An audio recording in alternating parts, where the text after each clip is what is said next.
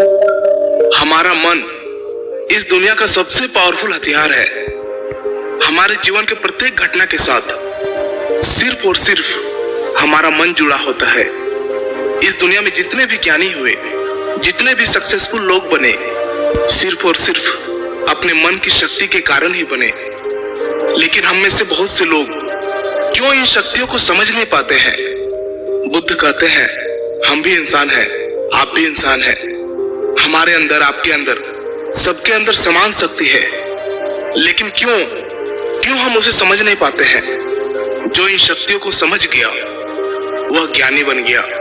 जो अपने मन की शक्तियों को संग्रह करना सीख लिया, उसके लिए उसका जीवन आसान हो जाता है। वह अपने जीवन में जो कुछ भी चाहता है उसे वह पा लेता है। गौतम बुद्ध कहते हैं कि सभी में बुद्ध बनने की योग्यता है, क्योंकि वह जानते हैं कि शक्ति वो हर इंसान में मौजूद है। लेकिन उस शक्ति का सही उपयोग हम नहीं कर पाते हैं। कुछ शक्तियों का उपयोग हम कर लेते हैं और कुछ शक्तियों को हम व्यर्थ में ही छोड़ देते हैं। आइए इसे एक छोटी सी कहानी से समझते हैं। इस कहानी को अंत तक जरूर समझना। अगर आपने इसे समझ लिया तो आप अपने जीवन में अपने मन के द्वारा, अपने मन की शक्तियों के द्वारा बहुत कुछ कर सकते हैं, बहुत कुछ पा सकते हैं। एक गुरु का शिष्य अपने गुरु की तरह बनना चाहता था। गुरु भी अपने उस शिष्य को अपने से महान बनना देखना चाहते थे, इसलिए उन्होंने हर तरह की शिक्षा उसे दी। लेकिन शिष्य को बहुत ही जल्द बहुत कुछ बनना था। शिष्य को हमेशा लगता था कि गुरु उसे सब कुछ नहीं बता रहे हैं, जिस कारण वो सफल नहीं हो पा रहा है। तब उसने सोचा, क्यों ना मैं गुरु का पीछा करूं। वो दिन भर क्या क्या करते हैं, क्यों ना मैं उन्हें देखूं। तब से वे छुप छुप कर गुरुदेव को देखने लगे। सुबह उठने से लेकर शाम तक गुरु क्या क्या करते थे, कहाँ जाते थे, कैसे ध्यान करते थे, कैसे भोजन करते थे, क्या बोलते थे, किस तरह चलते थे, ये सभी चीजें उनका शिष्य उसे छुप छुप कर देखने लगा। और वह भी वही सब कुछ करने लगा जो उसके गुरु दिनचर्या में करते थे। एक दिन गुरु ने सुबह देखा कि उनका शिष्य उनके साथ साथ चल रहा है। वह भी उस नदी में नहाया जहां पर गुरुदेव नहा रहे थे। वह भी उस चट्टान पर पहुंचा जहां पर बैठकर गुरुदेव ध्यान करते थे। और गुरु के चट्टान पर बैठने से पहले ही वह उस चट्टान पर बैठ गया और ध्यान करने लगा। यह देखकर गुरुदेव मुस्कुराए और वहीं पास के ही दूसरे चट्टान में जाकर बैठ गए और ध्यान करने लगे। शिष्य ने सोचा कि गुरुदेव कुछ कहेंगे, लेकिन किसी की आवाज ना आते देख उसने अपनी आंखें खोलकर देखा। फिर उसने सोचा कि शायद गुरुदेव महीने में किसी एक दिन उस दूसरे चट्टान पर बैठकर ध्यान करते हैं। शिष्य की ये हरकतों को देखकर गुरु को पता चल गया था कि उनका शिष्य उनके तरह बनने के लिए उनका नकल कर रहा है। तब एक दिन गुरु एक पेड़ के डाल पर बैठकर सो गए। शिष्य ने सोचा, शायद रात में पेड़ के डाल पर सोने से कुछ प्रभाव पड़ता होगा, इसीलिए गुरुदेव वहां पर सोए हैं। और वह भी उसी पेड़ की दूसरी डाल पर जाकर सो गया। रात को कुछ गिरने की आवाज आई। आवाज सुनकर गुरुदेव की आंखें खुली तो उन्होंने देखा कि नीचे जमीन पर उनका शिष्य गिरा हुआ है और वह चिल्ला रहा है। उन्होंने शिष्य को उठाया और कहा कि जब भी तुम बिना सोचे समझे किसी दूसरे के राह पर चलते हो या उसकी नकल करने की कोशिश करते हो, तब तुम ऐसे ही गिरोगे जैसे आज गिरे हो। शिष्य ने कहा, गुरुदेव, मैं तो सिर्फ आपकी तरह बनने की कोशिश कर रहा था। गुरु ने कहा कि तुम अगर बंदर की तरह नकल करने लगोगे तो हो सकता है कि बहुत प्रयासों के बाद हर काम करने लगो जो बंदर करते हैं। पर क्या इंसान होने के बावजूद बंदर होना उचित होगा? शिष्य ने कहा, नहीं गुरुदेव, इंसान बनना ही ज्यादा उचित है। लेकिन गुरुदेव, मैं अपने मकसद में कैसे सफल बन सकता हूँ? मैं कैसे अपने आप को जान सकता हूँ, पहचान सकता हूँ? मैं तो बस यह देख रहा था कि आप क्या करते हैं, शायद उससे मुझे कोई रास्ता मिल जाए। गुरु ने कहा, जिस प्रकार शरीर को चलाने के लिए भोजन की आवश्यकता होती है। भोजन अगर शुद्ध है तो शरीर में शक्ति भी शुद्ध होती है। हमारा शरीर स्वस्थ रहता है, शक्तिशाली रहता है, बलवान रहता है। उस शरीर से जो भी कार्य करना चाहो तुम करवा सकते हो। लेकिन तुम खराब, सड़ा गला रखा हुआ बासी खाना खाओगे तो क्या होगा? शिष्य ने कहा, शरीर की शक्ति खत्म हो जाएगी, हमारा शरीर बीमार पड़ जाएगा। फिर गुरु ने कहा, इसी तरह हमारे पास मन की शक्ति होती है और इसमें इतनी शक्ति होती है कि कुछ भी पाया जा सकता है, कुछ भी बना जा सकता है, अपने आप को जाना जा सकता है, पहचाना जा सकता है, बुद्धत्व को प्राप्त किया जा सकता है। लेकिन मन की शक्तियों को नापा या तोला नहीं जा सकता है।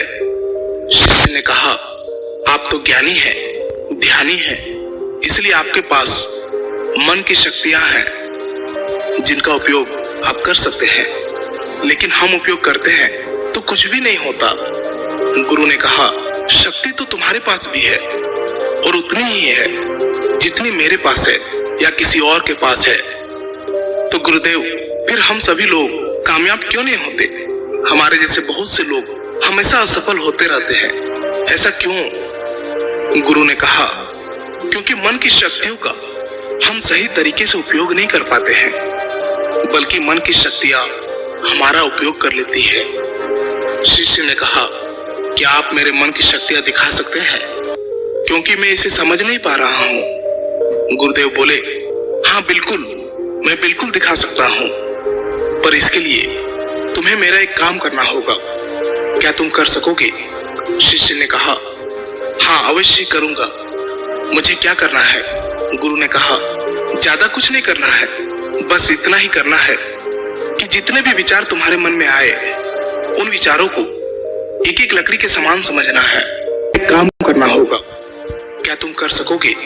शिष्य ने कहा, हाँ अवश्य करूंगा। मुझे क्या करना है?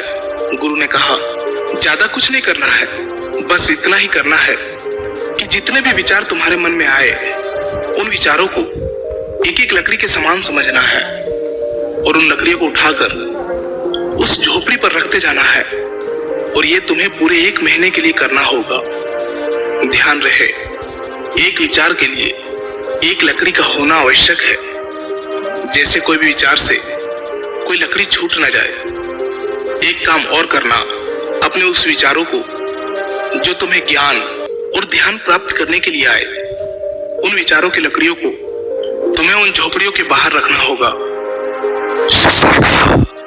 जो आज्ञा गुरुदेव, आप जैसे कह रहे हैं मैं वैसा ही करूंगा। और शिष्य ने विचारों को देखना और उन विचारों से लकड़ियों को उठाकर झोपड़ी में रखना शुरू कर दिया। धीरे धीरे 1 महीना बीत गया और शिष्य पूरा 1 महीना बीतने के बाद शिष्य गुरु के पास गया और बोला, गुरुदेव 1 महीना हो चुका है, जैसा आपने कहा था मैंने बिल्कुल वैसा ही किया है। अब आप मुझे मेरे मन की शक्तियों को दिखाएं। गुरु शिष्य के साथ उस झोपड़ी पर पहुंचे। गुरु ने देखा कि पूरी झोपड़ी छोटी छोटी लकड़ियों से भर गई है, यहाँ तक कि कुछ लकड़ियां बाहर भी गिरी हुई है। गुरु ने कहा, वह लकड़ियां कहाँ है जो तुम्हारे ज्ञान और ध्यान के विचारों की है? शिष्य ने बाहर पड़ी कुछ लकड़ियों को लाकर गुरुदेव को दिया और बोला, यह वही लकड़ियां है। गुरु ने उस लकड़ियों को गिनने के लिए कहा। जब शिष्य ने ज्ञान और ध्यान की लकड़ियों को गिना तो वो 26 लकड़ियां पाया। गुरु ने कहा, बस तुम्हें एक काम और करना है, यह काम बहुत छोटा सा है, क्या तुम कर सकोगे? शिष्य ने कहा, जी गुरुदेव, आप जो कहेंगे मैं जरूर करूंगा, बताइए मुझे क्या करना है। गुरु बोले, ये जो लकड़ियां तुमने इकट्ठे किए हैं इसे एक साथ बांधकर उस नदी में फेंक कर आओ। गुरु की ये बात सुनकर शिष्य घबरा गया और बोला, गुरुदेव ये कैसे हो सकता है? इतने लकड़ियों का भार मैं कैसे उठा पाऊंगा? गुरु बोले, क्यों नहीं उठा पाओगे? जब इतने विचारों का भार तुम दिमाग में रखकर घूमते हो तो इन लकड़ियों को क्यों नहीं उठा सकते? शिष्य ने कहा, लेकिन गुरुदेव, विचारों में तो वजन नहीं होता। गुरु बोले, विचारों में भी वजन होता है। देखो, तुम्हारे बेकार के विचारों के नीचे तुम्हारे मकसद के विचार, ध्यान और ज्ञान के विचार कितने हैं। तुमने अपने मन की सारी शक्तियां इन बेकार के विचारों में लगा दी है, जो झोपड़ी में भरी पड़ी है, और केवल 26 लकड़ियों के साथ ही तुम ध्यान और ज्ञान को पाना चाहते हो। शिष्य ने कहा, आप ठीक कह रहे हैं गुरुदेव, पर मैं अब क्या करूं? गुरु ने कहा, तुम अभी अपने ज्ञान और ध्यान की ओर बढ़ना चाहते हो और यही तुम्हारा लक्ष्य है, तो इन बेकार के विचारों को नदी में बहा दो। शिष्य ने कहा, लेकिन गुरुदेव, इतनी सारी लकड़ियों को मैं सर पर नहीं उठा पाऊंगा। गुरु ने मुस्कुराते हुए कहा, तो एक एक करके इसे फेंक दो। 1 महीने में, 2 महीने में, जितना भी समय लगे लगाओ, लेकिन अपने सर से, अपने मन से इन बेकार के विचारों को फेंक डालो।